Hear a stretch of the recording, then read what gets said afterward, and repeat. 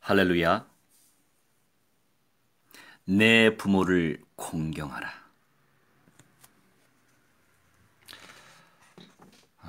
참 좋은 말씀이죠. 공경해야지요. 쉽지 않지만.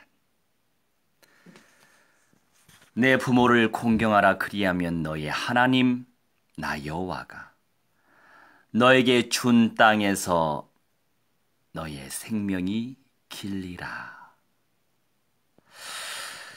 그리고 신명기 5장 16절에서 너는 너희 하나님 여호와의 명한 대로 내 부모를 공경하라. 그리하면 너희 하나님 여호와가 너에게 준 땅에서 네가 생명이 길고 복을 누리리라 라고 말씀하고 있습니다.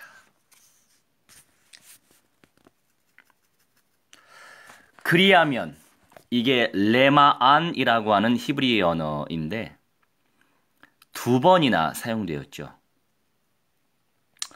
직역하면 그리하면 너의 생명이 길게 될 것이며 또 그리하면 네가 복을 누릴 것이다 라고 하는 말씀이에요. 장수와 복을 누리게 되는 것. 부모님을 공경하는 자가 받는 두 가지 축복임을 강조하고 있습니다. 오래 산다, 생명이 길다 라고 하는 것은 연장한다 라고 하는 뜻인데 이 말은 히브리어 아라크의 히필, 이 히필이라고 하는 건 사역, 역동적으로 역사가 나타나는 것을 의미해요. 히필 미완료형이에요. 지속적으로. 계속해서 길게 하신다. 오래 머물게 하신다. 라고 하는 뜻이에요.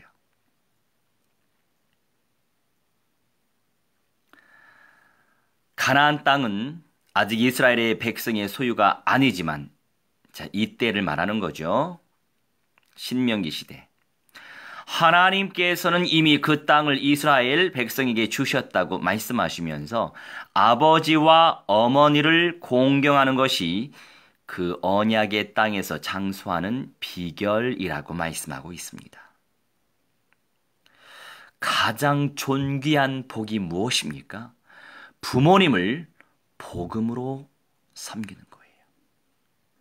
부모님을 언약적인 믿음으로 섬기는 것입니다.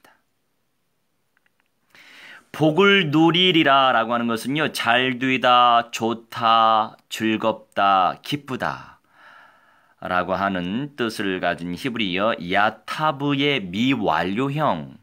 자, 하나님께서 계속적으로 잘 되게 해 주신다 라고 하는 뜻이에요. M6장 3절에서도 이는 네가 잘되고 땅에서 장수하리라 라고 말씀하고 계시죠. 효도하는 자에게는 성공과 장수 두 가지 축복이 모두 약속되어 있습니다. 그러니 언약대로 믿고 실천해야 되겠죠. 그러나 부모님의 마음이 산산조각 날 정도로 학대하거나 쫓아내는 자는 결코 수치와 능욕을 면치 못합니다. 부모를 저주하는 불효자식은 그 등불이 흑암 중에서 완전히 꺼지고 멸망하고 맙니다. 잠언 20장 20절을 통해서 우리는 알 수 있어요. 그리고 잠언 19장 26절을 통해서 우리는 알 수 있죠. 이것이 바로 성경의 가르침이에요. 아담은 에덴 동산에서 부모를 공경하라. 이 내용을 말하자면 범하는 죄를 지었죠. 당시 하나님께서는 아담에게 정말 마치 아버지처럼 이렇게 말씀을 가르치셨잖아요. 하나님께서는 아담과 행위 언약을 체결하시고 아담은 여자에게 하나님께 받은 언약을 전했습니다. 그러나 아담과 여자는 하나님을 공경하지 않았어요. 하나님의 말씀에 순종하지도 않았습니다. 그 결과 하나님께서 주신 땅 에덴에서 오래 살지 못하고 쫓겨났죠. 출애굽한 이스라엘 백성도 하나님의 언약의 전달자인 모세를 대적했습니다. 그들은 홍해를 건너는 놀라운 기적을 체험하였음에도 불구하고 물과 양식에 대한 염려가 생기자마자 모세를 원망했어요. 지금까지 세밀히 성령이 인도하셨잖아요. 지금까지 세밀히 하나님이 역사해 오셨잖아요. 그런데 문제에 봉착할 때마다 원망이 무슨 말입니까?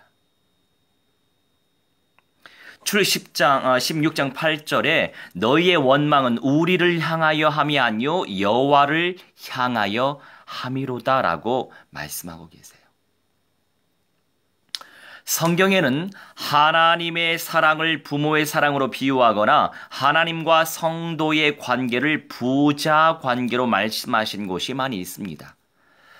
하나님과 언약을 맺은 이스라엘 백성에게 하나님은 아버지이시므로 시편 89편 26절에서 주는 나의 아버지, 이사야 63장 16절에서는 여호와여 주는 우리의 아버지라고 부르고 있습니다.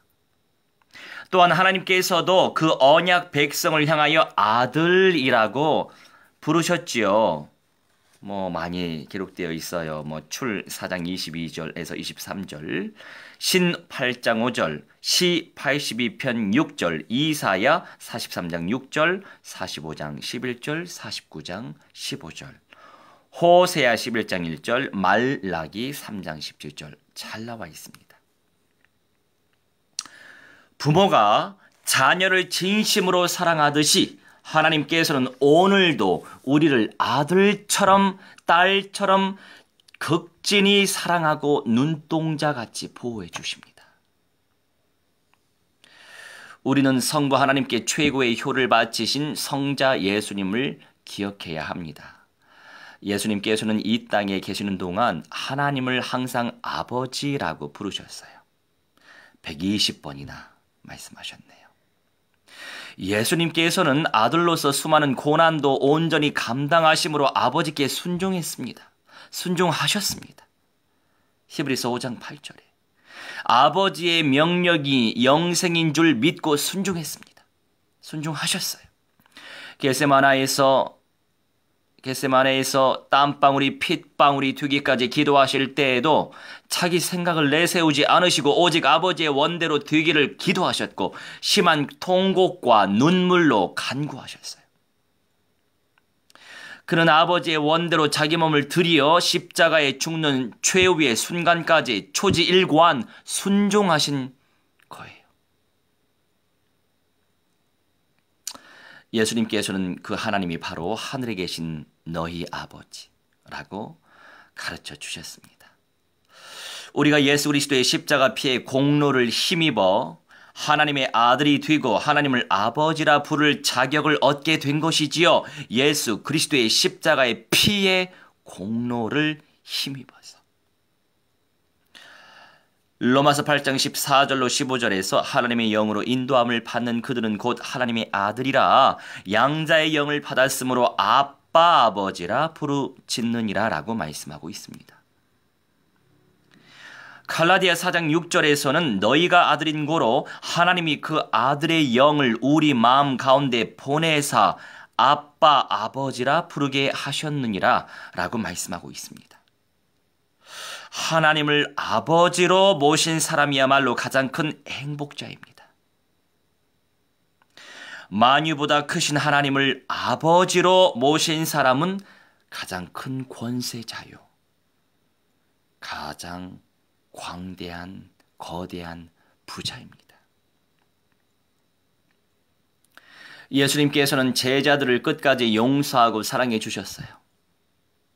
예수님께서는 이스라엘의 수많은 무리들과 사랑하는 제자들을 하나님의 말씀으로 가르치고 양육하신 참 좋은 스승이자 참 좋은 아버지셨죠. 참으로 예수님의 가르침을 좇은 제자들은 육신적인 혈통을 초월하여 아버지의 뜻대로 살기를 소원하는 하나님의 자녀들이었고 하나님의 가족들이었어요. 예수님께서는 지상 생애의 마지막 만찬을 제자들과 함께 하시며 떡을 떼고 포도주를 주실 때 죄사함을 얻게 하려고 많은 사람을 위하여 흘리는 바 나의 피 곧 언약의 피니라 라고 말씀해 주셨습니다. 그러나 제자들은 예수님께서 잡히시는 순간 다 예수님을 버리고 도망하였어요. 참으로 예수님께 최소의 공경도 해드리지 못한 불효자들이었습니다. 그러나 예수님께서는 부활하신 후 못난 도망자들을 먼저 찾아가서 다정하게 만나주셨어요. 버림받아 마땅한 제자들을 오직 아가페의 사랑으로 끝까지 사랑하셨습니다. 오늘날 하나님의 백성들은 이 땅에서 육신의 부모를 공경하고 성도들을 믿음으로 양육하는 참 목자들을 공경하며 위로는 우리의 참 아빠 하나님 아버지이신 우리 창조주 하나님을 공경하는 영육간의 참 효자가 되어야 하겠습니다. 오늘 같은 날은 지난주에 그리스도를 모신 신접자 서대문구에 사시는 성도님이 계세요. 그 성도님은 이미 여러 귀신들을 보고 듣고 체험하고 대화하고 그런 어떤 삶을 사셨기 때문에 내면이 복음화되고 내면이 언약화된다는 것이 참 쉬운 건 아니에요. 지속적으로 주님을 예배하면 참 좋겠지만 들쭉날쭉할 수밖에 없는 그런 영적 상태에 있어요. 그러니 저 같은 경우에는 이미 한 15년 전서부터 무당들을 만나면서 복음을 제시하고 또 계속 전도 제자 재생산하면서 무속인 현장 속에 들어가고 있기 때문에 그들의 어떤 기질적인 성향을 이미 하나님께서 알게 해 주셨고 또 그렇기 때문에 그 과정 속에서 주변에 우리 성도들이 또 전도 제자화 될 수 있도록 그분들을 모시고 다니고 있고 또 그런 현장에 같이 예배도 하고 또 복음도 제시하고 영접도 시킬 수 있도록 그런 길을 열고 또 지도하고 또 인도하면서 그런 사명을 감당하고 있거든요. 여지없이 오늘 도망가셨어요. 안타까운 현실이지만 그래서 이제 그 집에는 들어갈 수 없었고 그 건물 앞마당에서 자그마한 소리로 찬송하고 예배를 하려고 하는데 그 건물 주인이 나와서 예배를 하지 못하게 방해하시더라고요. 근데 모든 것은 다 합력하여 또 선이 이루어졌어요. 그러면서 충분히 또 가가호 방문하면서 상가 방문하면서 복음 제시하고 그리스도 선포하고 또 옆에 분들이 그런 걸 보면서 교육을 확립을 받는 거예요. 양육받는 거예요. 결국 절대 현장 전도 제자를 재생산해야 되거든요. 그냥 우리 전도지 뿌리는 것도 귀한 것이고 외침 전도하는 것도 귀한 것이지만 한 사람 한 사람 개인 구원으로 인도하고 그 사람도 예배 제자가 될 수 있도록 더 나아가 전도 제자가 될 수 있도록 그렇게 영적으로 업그레이드 시키는 것이 굉장히 중요한 사역이에요. 예수님께서 그런 사역을 감당하셨고 또 사도들이 그런 사역을 감당했었고 사도들의 제자들이 또 그 제자들이 그런 사역을 감당했기 때문에 우리는 끊임없이 마귀의 대가리 박살내신 그리스도를 생명의 현장 속에 선포해야 됩니다. 참 안타깝지만 지금 현재 그렇게 원색성 있게 사실적으로 영접의 운동을 펼치고 있는 분들이 많이 없어요. 비율적으로 볼 때 상당히 없는 편이죠. 교인들 수에 비해 또 예배당 수에 비해 굉장히 제가 원하는 수준의 절대 현장 전도 제자가 참 드뭅니다. 그렇기 때문에 우리는 끊임없이 도전해야 돼요. 그리스도의 장성한 분량에 이르는 데까지 충만하라고 말씀하셨기 때문에 무한대하신 예수 그리스도의 그 은사를 믿음으로 침노하면서 순종하고 실천해야 되겠죠. 이게 쌓이고 쌓이고 쌓여서 정말 나의 내공, 깊은 영성이 되는 것입니다. 그래서 마귀의 종들에게 가서도 복음 제시하고 선포하고 준비된 사람 영접도 시키고 양육시키고 이렇게 우리가 지속적으로 사역을 감당해야 되는 것이에요. 그래서 곳곳에서 우리가 복음을 전파하고 전도 제자화시킬 수 있는 방향으로 인도받아야 될 것입니다.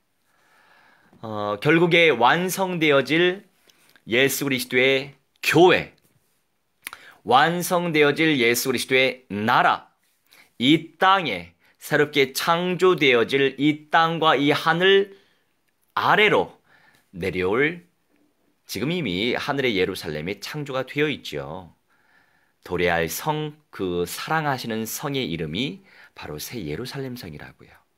그 새 예루살렘 성 안에 우리 아버지, 아빠, 아버지 하나님, 우리 주 예수 그리스도가 참 성전이 되시고 그 참 성전의 기둥이 되는 사람이 첫째 부활자와 변화자가 그 영광을 누릴 수 있답니다.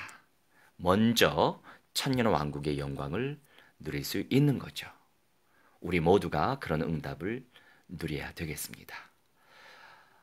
이 이후에 또 인도의 목사하고 제가 소통을 좀 하기로 했어요.